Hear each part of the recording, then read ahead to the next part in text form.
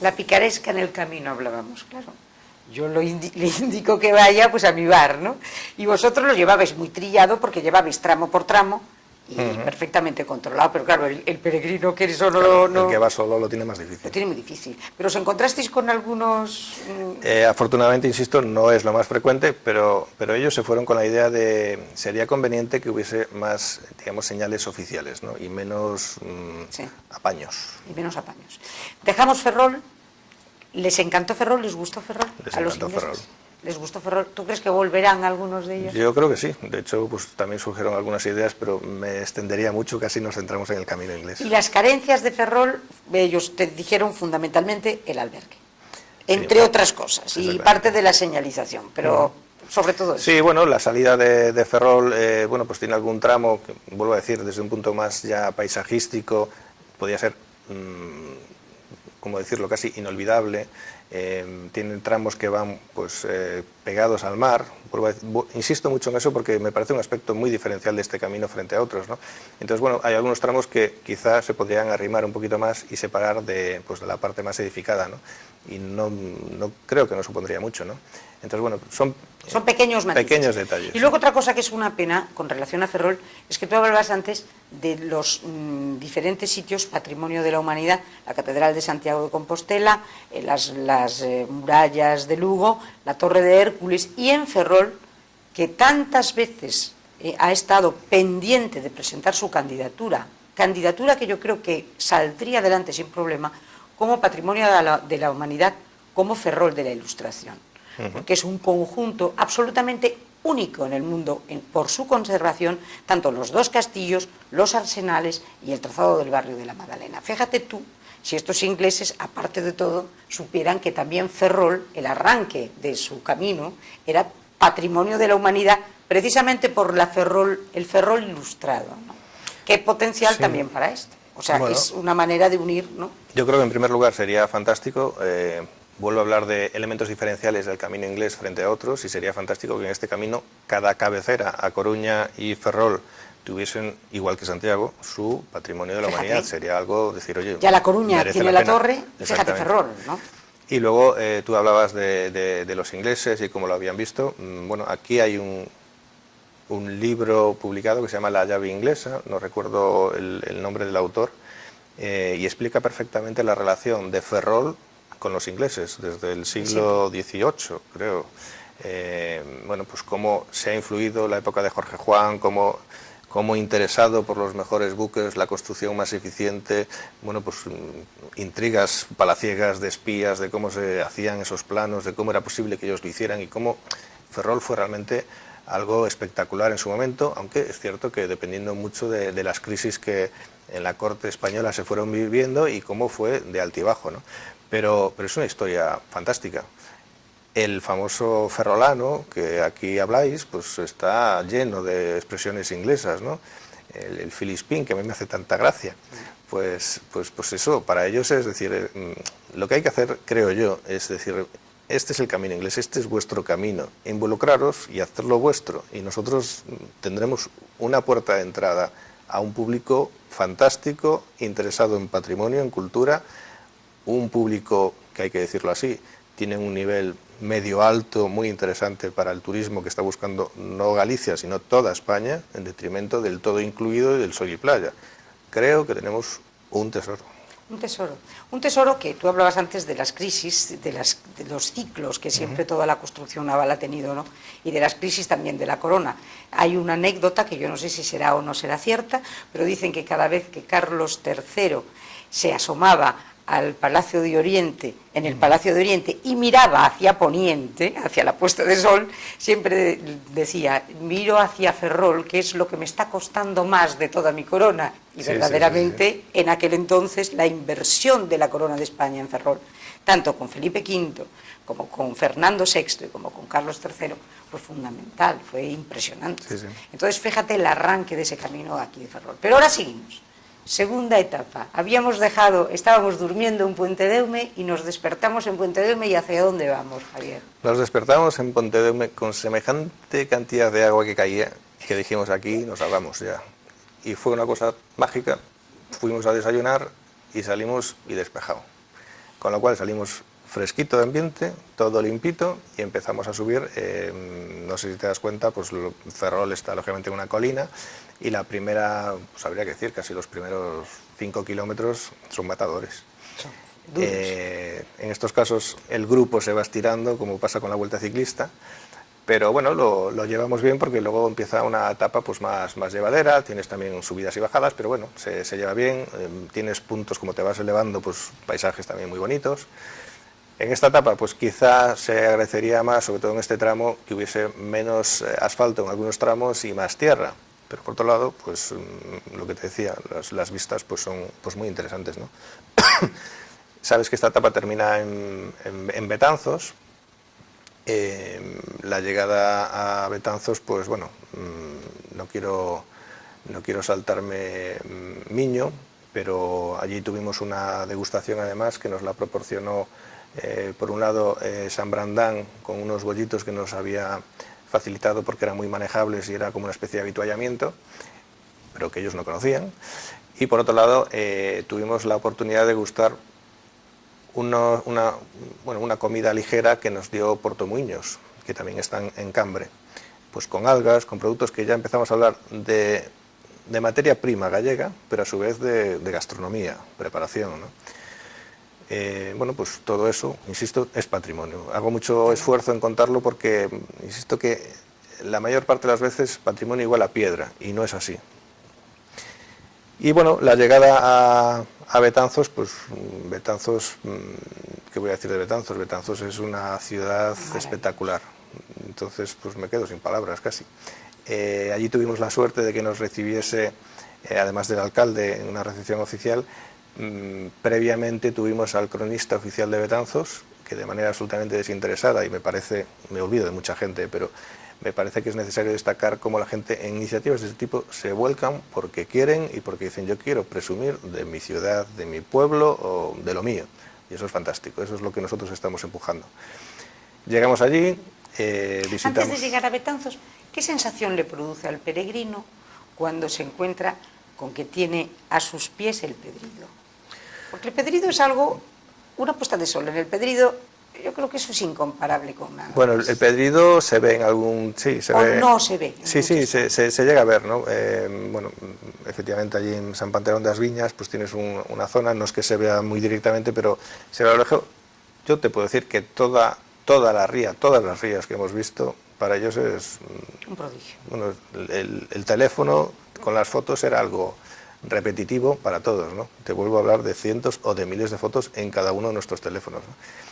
Y bueno, nos llama la atención a nosotros, por lo menos a mí me llama la atención, imagínate a ellos, ¿no? Imagínate. Entonces, bueno, encantados. Luego, insisto, la llegada a Betanzos, pues cada cosa que ves es más impresionante, atraviesas una muralla, empiezas a hablar, empiezan a contar, y yo creo que ahí ya, de alguna manera, tuvimos cierto aturullo mental, porque, bueno, acabamos lógicamente visitando la joya gótica de la Catedral de San Francisco, Santa María de Azolle. Bueno, la plaza central nos hizo una recepción, pues lo que era el antiguo Banco Núñez, que está cerca del ayuntamiento, que ahora es pues donde se organiza todos los talleres de grabado que tienen muchísima importancia, de la colección de Jesús Núñez, que es una persona poco conocida en Galicia, sin embargo expone sus grabados en los mejores museos del mundo. Y allí pues tuvimos una pequeña recepción con dos detalles mágicos: degustación de tortilla de Betanzos y de vino blanco legítimo. La mejor tortilla de patatas del mundo, porque es la mejor, la que ha ganado el premio en España, y es tortilla española, con lo cual es la mejor del mundo. Y simplemente con tortilla de patatas, pues la gente allí se sentó, la probó y dijo: esto es maravilloso. No quiero más. Entonces, bueno, pues, ¿qué te puedo decir? Betanzos, tortilla y vino, ya no hay más. Y dormís en Betanzos. Y dormimos en Betanzos. ¿Y al día siguiente? Al día siguiente tuvimos división de grupo, porque había un tramo, había una parte del grupo que continuaba hasta Bruma, mientras que otros nos desplazábamos a Coruña, porque teníamos un acto allí y hacíamos, digamos, la ruta paralela de Coruña a Bruma, donde nos juntábamos, ¿no? Yo fui con este segundo a Coruña, en donde teníamos un acto porque la Asociación Cultural Royal Green Jackets le daba un reconocimiento, una medalla de oro a la red internacional de los National Trust por el trabajo que hacían en protección del patrimonio. Bueno, pues no sé si conoces el Jardín de San Carlos en La Coruña, hacen un acto personal de su asociación absolutamente uniformado con uniformes de época de la guerra de Napoleón, cuando se celebró, bueno, se desarrolló aquella batalla del Viña, pues tienen un acto, lo hacen muy bien, se hace una ofrenda en la tumba de Sir John Moore y bueno, pues un acto donde allí se hizo una entrega formal, continuando hacia la iglesia de Santiago en la Ciudad Vieja, que es una personalidad también, y donde pues también en días muy especiales del año se puede abrazar al apóstol, que es una figura que está allí, aunque no se permite en la mayor parte del año. Sí. Sí. No lo sabía. En la iglesia de Santiago hay un apostolito. Hay un apóstol más pequeño que el de Santiago, pero efectivamente existe esa tradición, existía por los peregrinos antiguos, que se abrazaba al llegar a La Coruña y luego en Santiago, ¿no? Y bueno, tuvimos la oportunidad de hacerlo, lo cual pues también fue un detalle del párroco de Santiago que se brindó, o sea que otra vez gracias a todos y a muchos más, que de verdad que me olvido de mucha gente, ¿no? Pero bueno, me olvidé del grupo inicial. El grupo inicial continuaba de Betanzos a Bruma, pasaban por Abegondo, pasaban por sitios interesantes desde el punto de vista de un producto que también creo que conocemos poco, que es el lúpulo, con lo que se hace la cerveza. Bueno, pues ahí contamos con el apoyo de una cata de cerveza que nos ofreció Estrella de Galicia.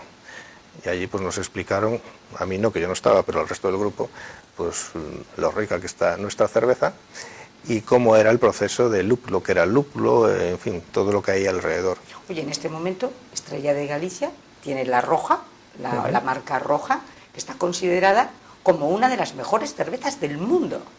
La red es la de Estrella de Galicia, o sea que fíjate tú. Claro, pero lo dices tú, lo digo yo, ¿qué vamos a decir? Pero que lo digan ellos, que ahí había, insisto, australianos, canadienses, franceses, ingleses, galeses, digan, esta cerveza está buena, digo, y además, detalles, oye, yo esta cerveza la probé en el bar no sé qué de Londres, o sea que estamos hablando de un producto que efectivamente lo vivimos con orgullo y yo creo que tenemos que hacerlo así. Sí. Bueno, los grupos, como te decía, ¿Os unís otra vez? Nos unimos un poco más tarde. Me olvido, y no puedo hacerlo, porque el grupo inicial, el que iba desde La Coruña a Bruma, tuvimos una parada en la iglesia de Sigrás, que eso es el concello de Cambre. Y allí, de manera sorpresiva, pues el colaborador era un restaurante con estrella Michelin, La Estación. Y no te puedes imaginar cómo fue aquel aperitivo, fue más bien ligero. Me quedo sin palabras, no puedo decir nada, espectacular. Impresionante. Si a alguien le interesa, pues están en Facebook colgadas todas las fotos, pero quiero decirte que por donde fuimos, tengo que decir encontrasteis los brazos abiertos de todo el mundo. Que la gente participaba, colaboraba, estaba orgullosa de recibirlo, en cada una de estas paradas venía un alcalde, bienvenida, bueno, hay que decirlo, yo me sentí orgulloso del trato que se daba a gente importante como eran los que nosotros habíamos traído, ¿no? Pero bueno, después de esto también hay que decirlo, que parece que todo es fiesta. Muchos kilómetros andando, mucho... ¿Es duro? Hay tramos que sí duro? se hacen ¿Hay duros. Tramos duros? Hay tramos que se hacen duros. Pero bueno, los llevamos bien. Eran días que tampoco nos llovió, como te dije antes. No así la siguiente etapa. Que es la quinta, ¿no? La última etapa no, la penúltima. Queda la penúltima, la cuarta, sí. Que es Bruma-Sigüeiro. Esa, bueno, aparte de que es larga, subidas, bajadas, nos cayó una cantidad de agua. Yo tenía mi Compostela en el bolsillo y aquello acabó como, bueno, no te puedes imaginar. Bueno, mi Compostela no, perdón, la credencial, ¿no? Y bueno, pues ahí es donde te contaba antes que se nos ocurrió una parada imprevista, ¿no? Que a pesar de todo lo maravilloso que hicimos en el camino, yo creo que es la que no olvidarán nunca estos visitantes, porque por esta imprevisión, por esta cantidad de agua, nosotros viajábamos con un coche escoba por si alguien se lesionaba, dijimos, oye, coche escoba, adelántate y a ver si organizas una parada en algún sitio, porque es que tenemos que parar, que así no se puede seguir, ¿no? Y entonces pues no había mucho, es un tramo donde no hay mucha casa, donde no se encuentra, pero se encontraron pues con una granja pequeñita, con una casa vieja, otra más nueva, que es donde vivían pues los que viven allí, y bueno, por alguna manera se podía explicar cómo era antes la vida en el campo en Galicia y cómo era ahora, y dijimos, bueno, pues montad allí algo y a ver, que resulte algo para secarse o no sé. Total, que llegamos el grupo allí y nos encontramos en la casa vieja de piedra, una lareira encendida, y estos señores dijeron, esto es maravilloso. Les explicamos que aquella casa tenía 200 años, entraron, el suelo por supuesto de tierra, como todos sabemos aquí, y enseguida pues la banqueta alrededor de la lareira, sin ninguna explicación, ellos ya sabían que tenían que descalzarse, sacarse los calcetines, ponerlos allí a secar, y fue, bueno, las fotos más bonitas y más entrañables, ¿no? Después de eso tuvimos que ver las vacas, y después de las vacas tuvimos que ver los terneros, y después las gallinas, y después los llevamos a un alpendre donde nos tomamos un bocadillo de jamón y queso, que no olvidaremos nunca porque de verdad que veníamos hechos pues, unas piltrafas mojadas todas, ¿no? Y bueno, pues fue una visita improvisada. Participaban además los propios dueños, nos explicaban ellos, nosotros les traducíamos, pero los propios dueños pues, con esa sorpresa de decir, pero que vengan a verme a mí estos señores. Entonces resultó pues muy bonito.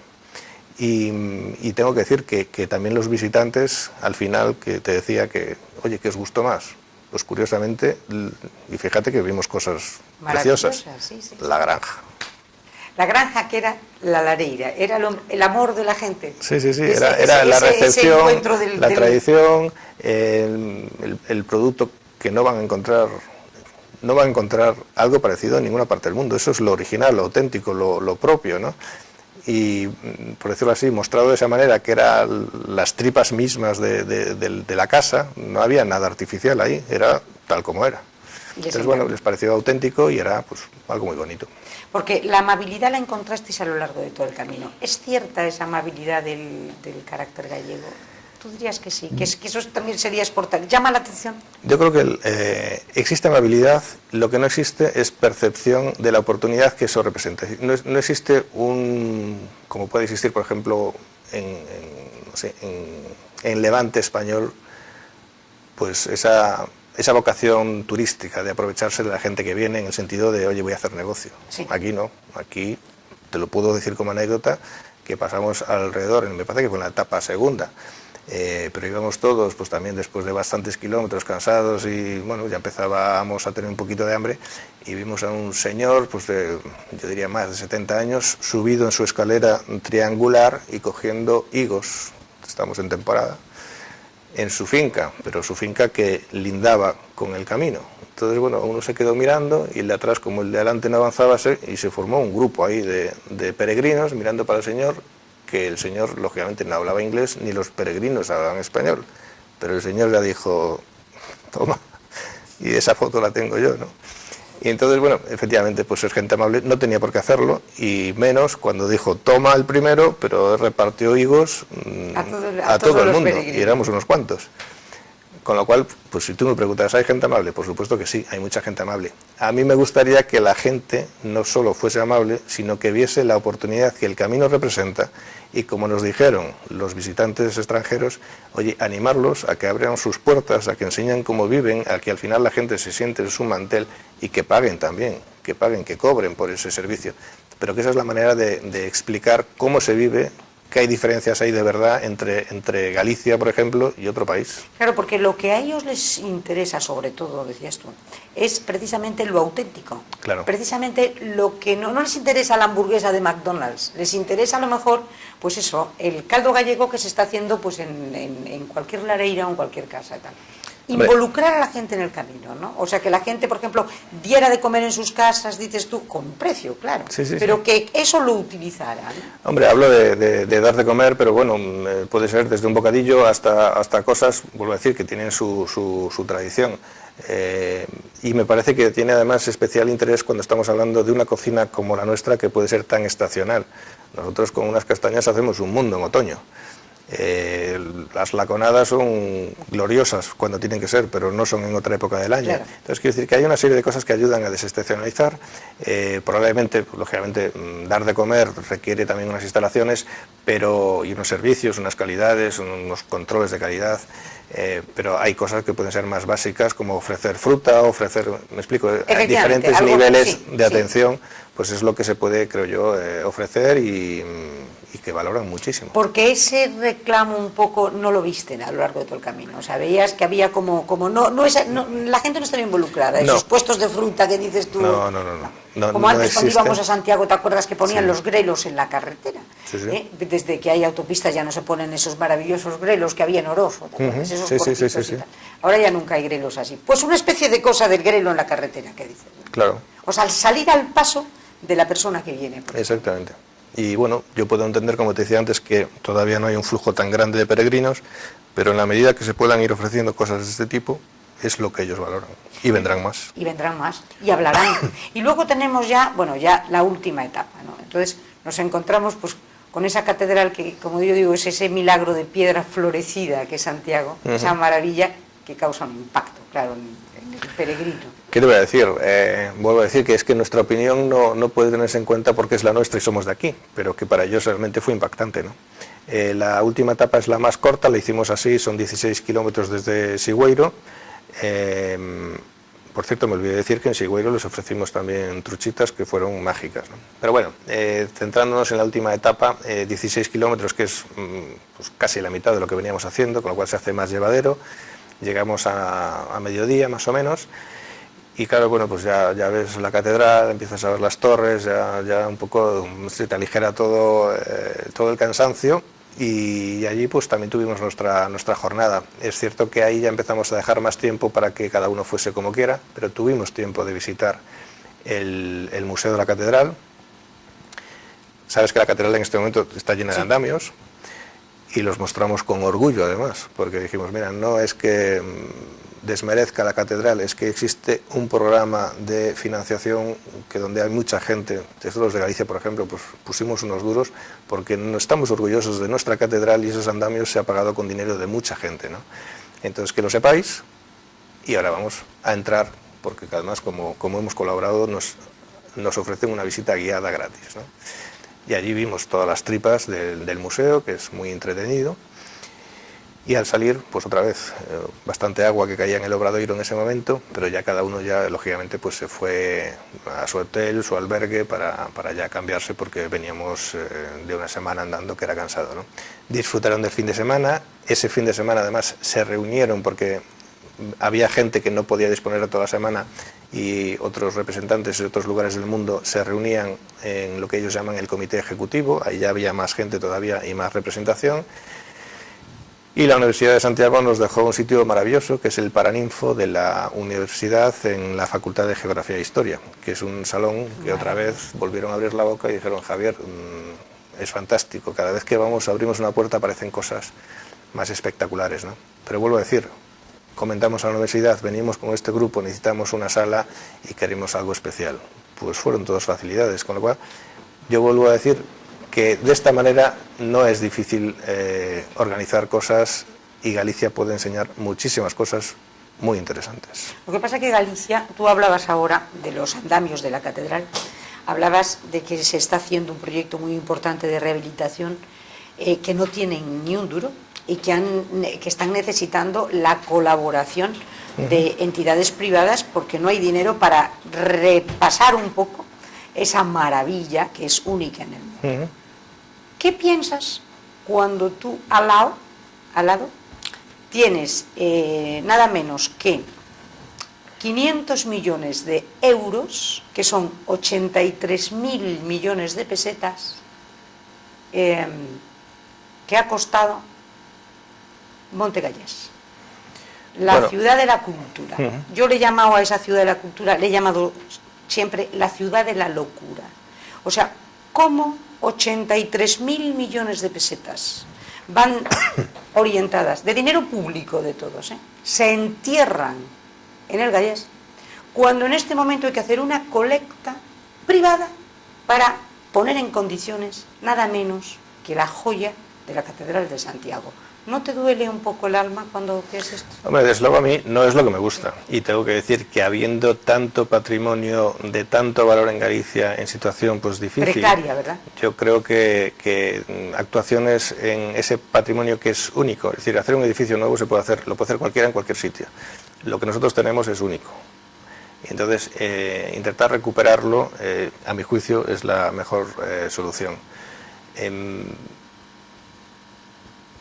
Yo no creo que haya mucha gente que esté contenta con lo que se hizo en el Monte Gallás, pero bueno, también es cierto que a lo hecho pecho, porque tampoco lo vas a tirar, ¿no? A mí lo que me gustaría es que de los errores se aprendiera, y también me gustaría pues que supiésemos que la administración no puede con todo, que tenemos afortunadamente semejante patrimonio, que o todos nos ponemos manos a la obra o lo perdemos. Y el patrimonio puede ser generador de recursos, generador de empleo, generador de riqueza, si entre todos nos ponemos. Igual que si recuperamos un camino entre todos, el camino saldrá adelante. Si mañana nos ponemos alrededor de un edificio, el que sea, ese edificio saldrá adelante. Y no solo recuperar el edificio físicamente, sino qué proyecto hay detrás. Ha habido experiencias de que si se ha conseguido dinero de la Unión Europea y se ha hecho algo, y luego al cabo de un tiempo, ¿qué pasó ahí? Bueno, pues se abandonó, en fin. Yo creo que es interesante saber cómo son los proyectos que hay detrás de cada inversión, y por eso me gusta tanto el National Trust. Te decía antes, llevan 100 años, han recuperado 300 lugares de interés, los mantienen, mueven muchísimos voluntarios y son una referencia mundial. Están encantados con nosotros, están encantados con Galicia, están dispuestos a colaborar, es una oportunidad única. ¿Y ellos qué piden, por ejemplo, o sea, qué condiciones os exigen a vosotros, por ejemplo, tesoros, para colaborar de una manera más, pues eso, para a lo mejor entre sus socios promocionar el camino para que venga la gente? ¿Ponen algún tipo de condiciones? En la parte de colaboración, lógicamente, en la medida que ellos, si le pedimos un esfuerzo y tiene su gasto, pues nos piden que lo cubramos. Pero lo que es la parte de asesoramiento, la parte de decirnos, oye, nosotros lo hemos hecho así, por cierto, nos hemos equivocado en estas cosas, por aquí no vayáis, que eso vale un poto, sí. En eso nos lo hacen gratis. Como te decía, oye, no, me interesa que vengan 5 expertos y que estén aquí 3 años. Oye, pues entonces tendrás que cubrir los gastos, ¿no? Pero en general su disposición es magnífica. Ellos lo que tienen es esa visión de patrimonio global. Entienden además que el patrimonio está interrelacionado. Hemos visto cosas desde decoraciones en iglesias, dicen, mira, esta misma decoración la tenemos en no sé dónde y tal. Y eso al final es conexión cultural, ¿no? Entonces ellos están, por eso, no tienen una limitación tan, por decirlo así, tan artificial, tan política, sino que hablan de patrimonio en general. O sea que tienen la mejor disposición, y tengo que decirlo, yo después de esta experiencia tuve la oportunidad de participar en una reunión de estos señores, concretamente con el presidente de la Diputación, y en este momento estamos hablando de eso. Oye, ¿de qué manera podemos? Pero vayamos al grano, vamos a sentarnos, vamos a ver cómo documentamos un proyecto y nos volcamos de verdad. Que tengo que decirlo, yo lo agradezco porque de verdad que creo que es la mejor manera, sentarse con gente que sabe hacer las cosas y que evite que cometas errores. O sea, ¿tú crees que de momento estáis bien impresionados? O sea, la administración está funcionando, la Diputación, vamos, sí, en este momento, sí. Colabora, está dispuesta, por lo menos nos ha escuchado al principio. Nos ha escuchado al principio, nos ha escuchado al final.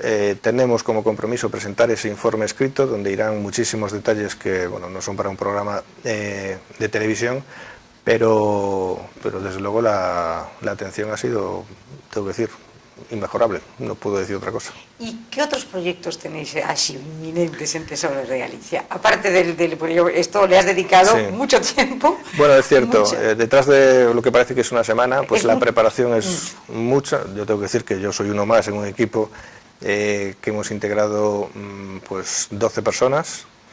Y bueno, esas personas han estado estos últimos 4 meses. Yo llevaba antes pues haciendo más preparativos y más contactos, pero al final lo que me ha gustado es, en primer lugar, como decía antes, la involucración de mucha gente, pero que esta gente joven que ha cogido un proyecto, a veces no sabiendo muy bien por dónde tirar, al final se han enganchado. Entonces a ellos les hablas ahora del camino inglés y hablan de su camino inglés, no del camino inglés impersonal, ¿no?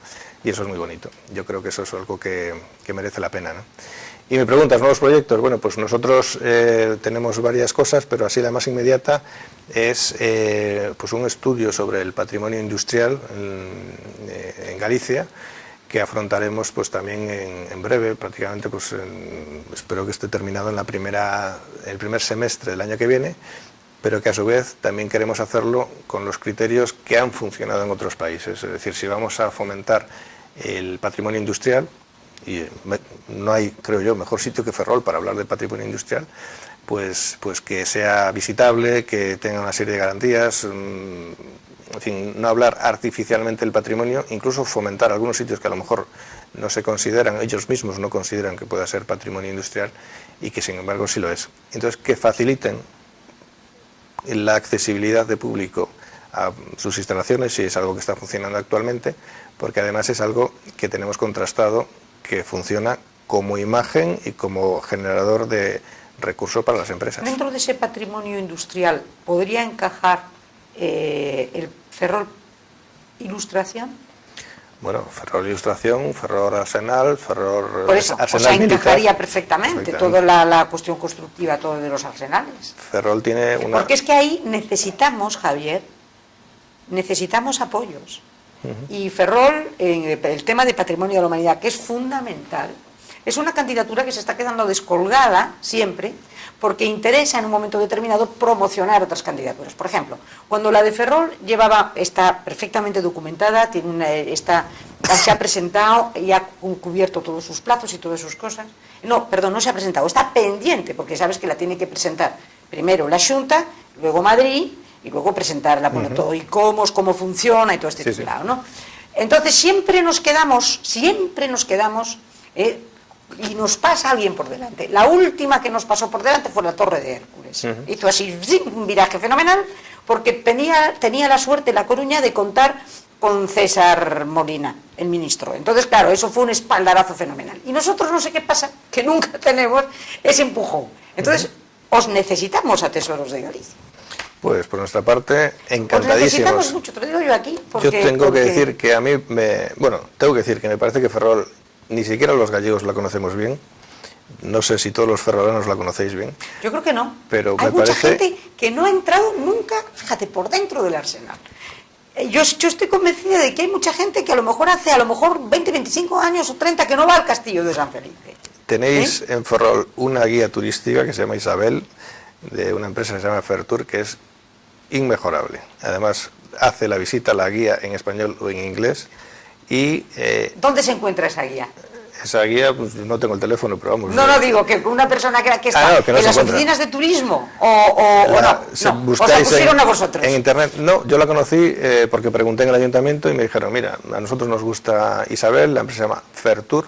Estoy haciendo publicidad, yo lo siento. Perfecto, puedes hablar de lo que quieras, aquí no tenemos pero problema. Se lo merece. Y entonces, bueno, pues, quiero decir, yo antes hablé de un libro. ¿Por qué leí ese libro? Porque me lo dijo ella. Y entonces, pero me lo dijo y se lo pregunté porque la manera de contar la visita te engancha y te explica cómo es el arsenal, por qué se hizo el arsenal, cuál es cada uno de los almacenes, que cada uno tiene su arco, qué había ahí, cómo se hacían los barcos en el siglo XVIII, en el XIX, los problemas que hubo. Te lleva de la parte militar, te sube a una fragata. Eso no lo hay, es que no lo hay, no lo busques, que no lo hay. Pues aquí en Ferrol lo tenéis. Podéis visitar también la parte de construcción, digamos, civil. Te cuenta toda la historia, las diferentes etapas, por cierto, a su vez ligados muchas veces a ingleses. Te enseña todo. Yo no participé, pero sé que hubo un congreso, no participé en una visita que hubo a la ría de Ferrol guiada cuando fue el Congreso de Turismo Industrial.